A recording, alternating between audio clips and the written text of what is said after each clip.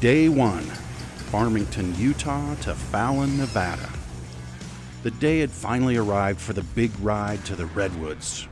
We met at Bob Payne's driveway again so Clyde Jackson could send us off with his well wishes, since we awakened him from his deep slumber. This year we had not one, but 2 support convertibles. Damon Tittle, not wanting to be outdone by his dad, purchased his own ride. Here we are. This is the 1988 Pontiac Sunbird Turbo, driven today by Mr. Damon Tittle. Yes, sir. Damon, can you give us a small little demo? A 1988 Pontiac Sunbird. The little red convertible that could. This car traveled 2,600 miles in triple-digit temperatures, up large mountains in a single bound, crisscrossing deserts, the Sierra Nevadas, and all the way to the Pacific Coast Highway and back without a single issue. Unless you count that officer from the California Highway Patrol. But more on that later.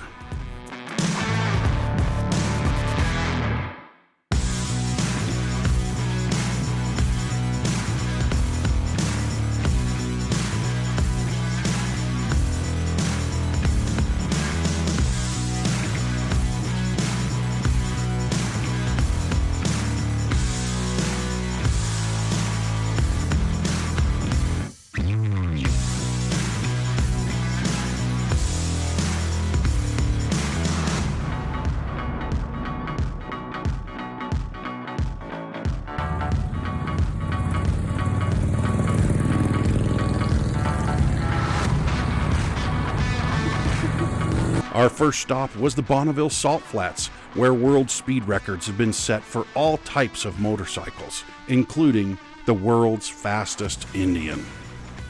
As we pondered the historic nature of Bonneville and the stark beauty of the Salt Flats, I wondered for just a moment what it would be like to travel at triple-digit speeds across the Salt Flats. I wish I could experience it just once. All right, here we are in the Bonneville Speed Flats. We're at 95. That's it right there. 100.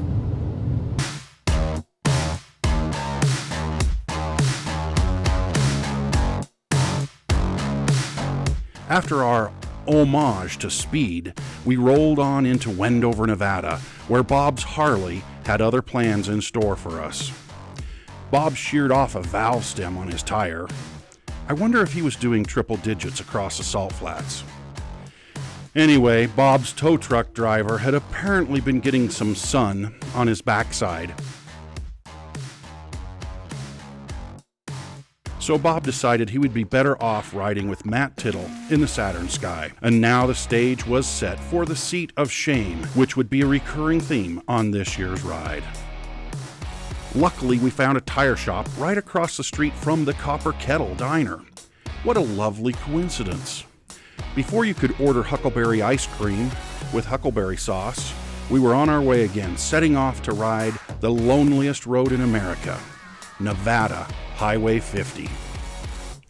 Somewhere across the loneliest road on an empty and very rough section of Highway 50, the Indian came unhinged.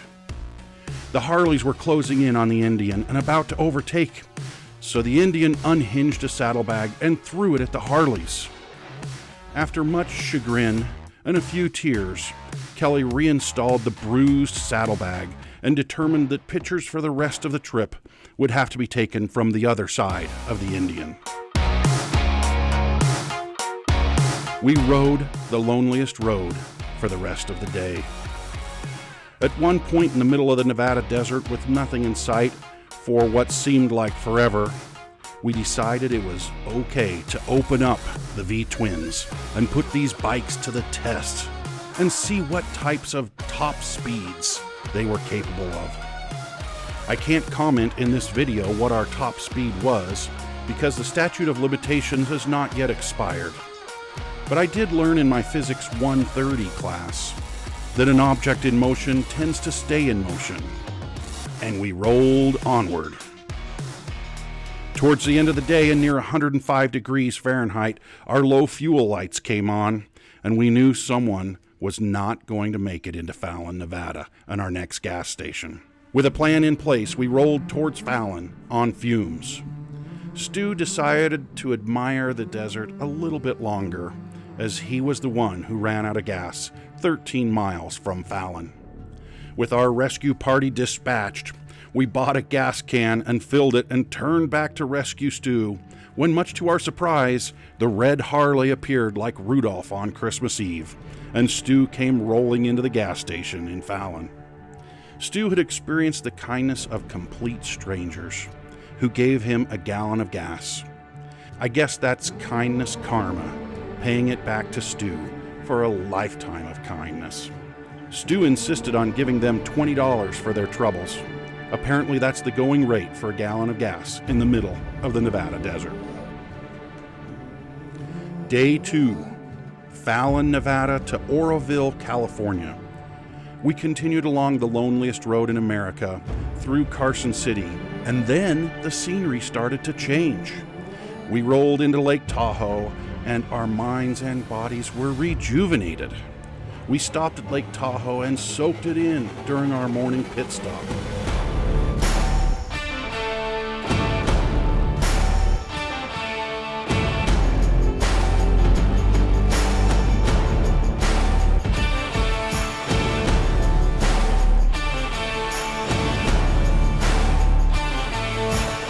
With Highway 50 in the rear-view mirror, we headed into the Sierra Nevadas, and wow, was it worth it. We left Truckee and rolled into Sierraville, California, and now I know why I've wanted to road trip across the Sierras for so long.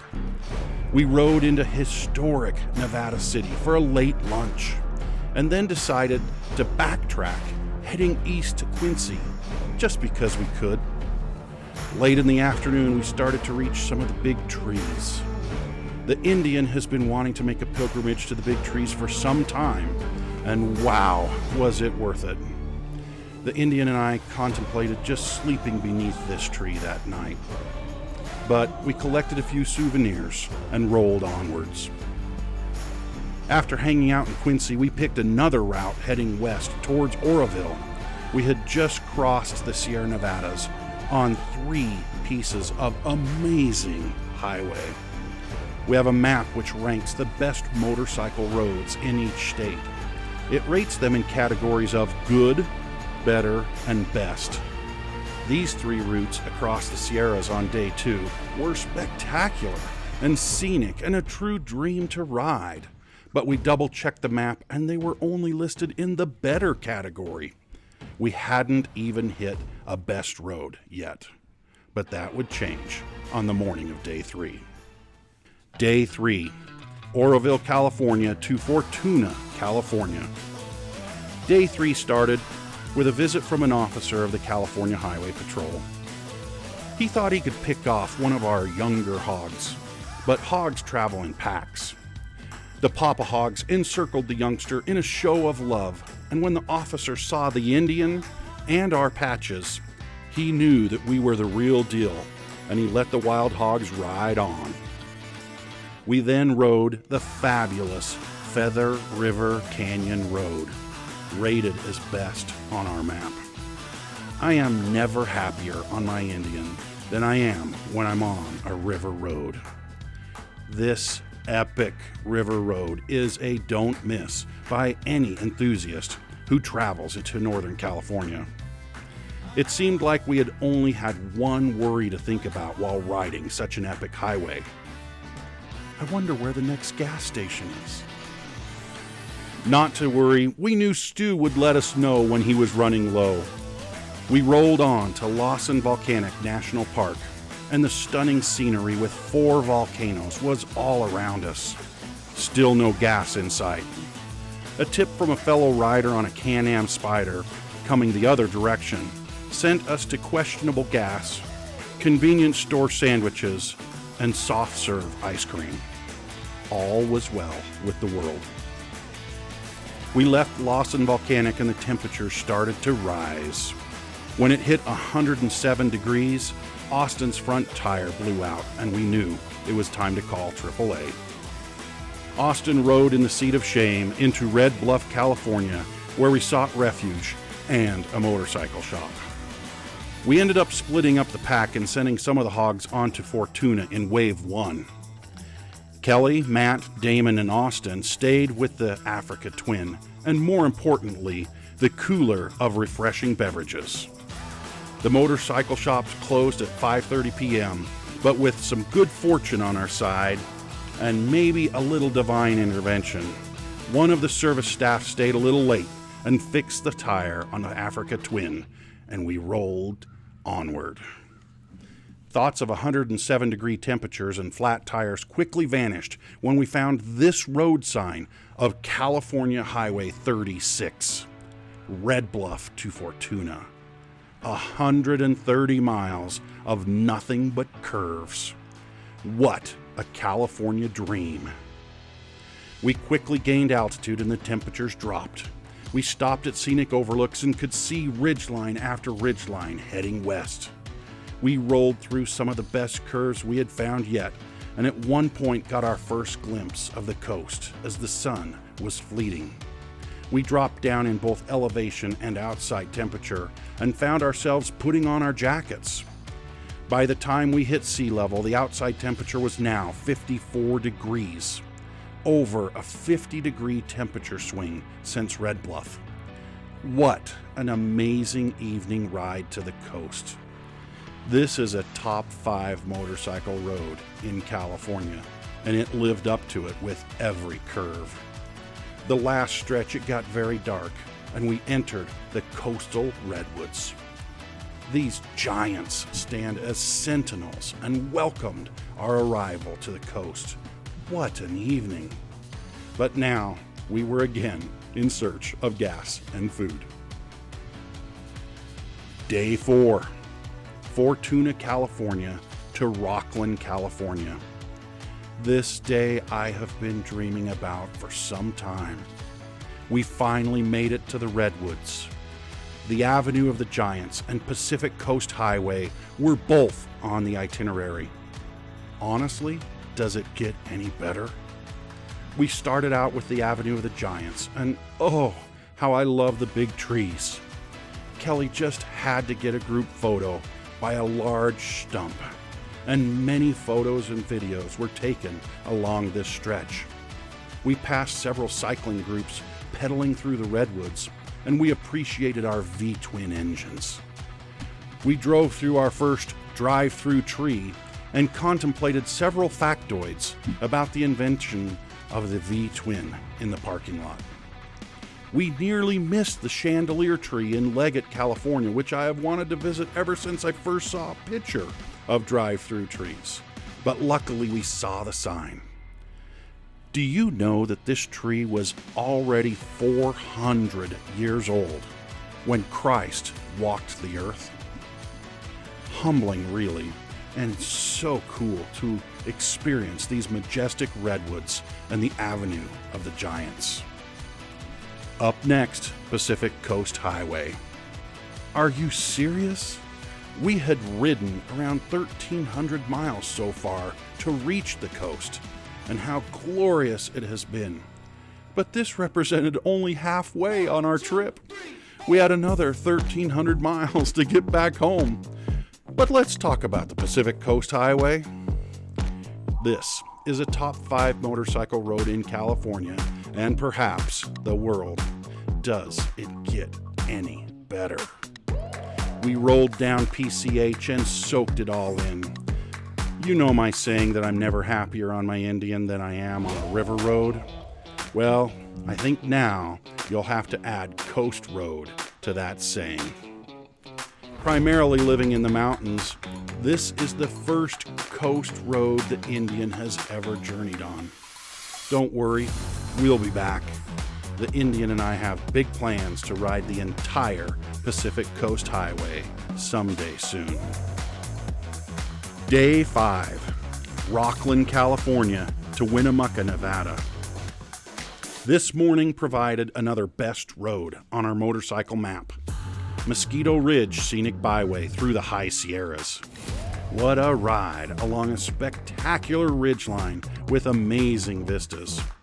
After Mosquito Ridge, something happened to Dave Ellis's GPS navigation system on his Harley. Highway 2 turned into 22 or 12 or something about an arrow on the road pointing in two different directions or something like that. Stu commented that the road to hell is paved with good intentions, but the road to Hellhole Reservoir is a potholed mess. We did have a bear cross the road right in front of Dave and Scott, and we were able to fly the drone as we crossed the dam. We worked on our formation riding, hoping that we would be invited to participate in next year's Farmington Festival Days Parade.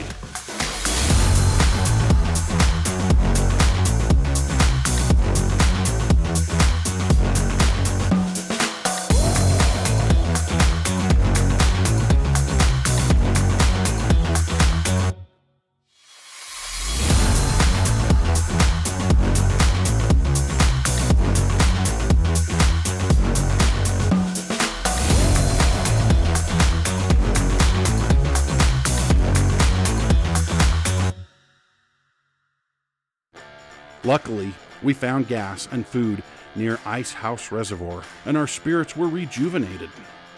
After lunch, we found an old friend, Highway 50, this time heading east. You guessed it, Highway 50 took us back to Lake Tahoe, and we frolicked in waterfalls at Eagle Falls. We told stories of harrowing adventure. Heading out of Tahoe, on the northeast side, we rode a spectacular section of Nevada Highway 431 by Incline Village, and all was well with the world. We now turned our attention to the biggest little city in the world, Reno, Nevada.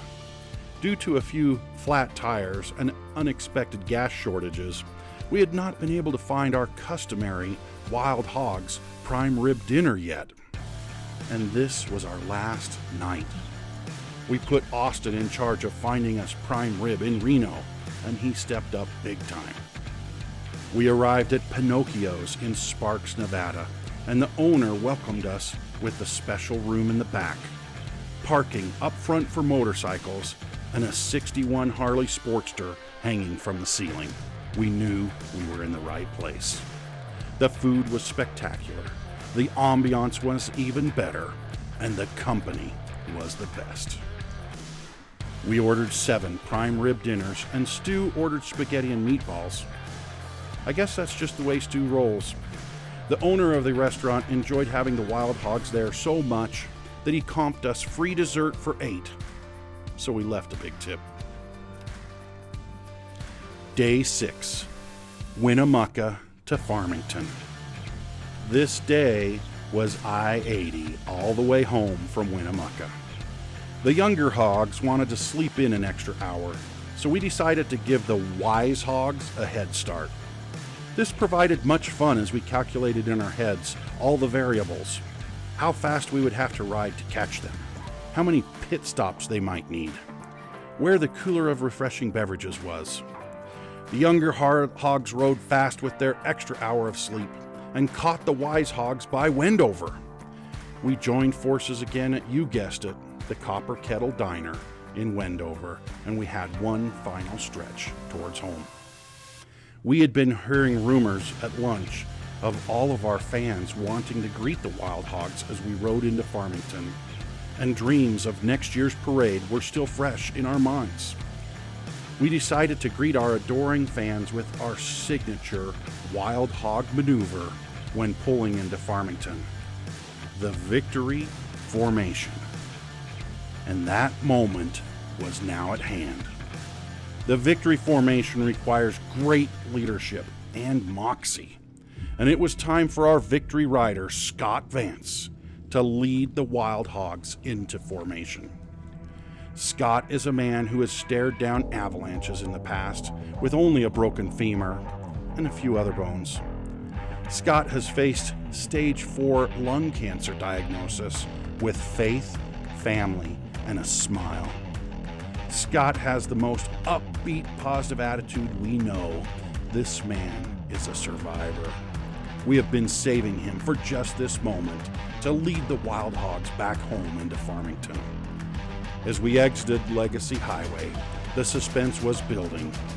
All of our fans were there for the big moment as we returned home after such an epic ride. So here it is, Mr. Victory himself, leading the Wild Hogs in the victory formation as we return home to Farmington.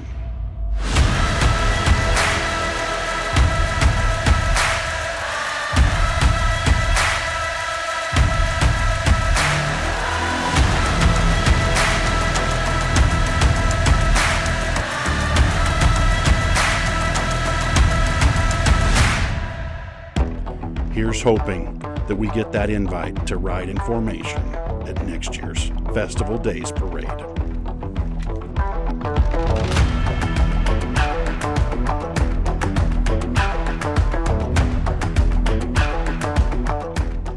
Wild Hogs, ride hard or stay home.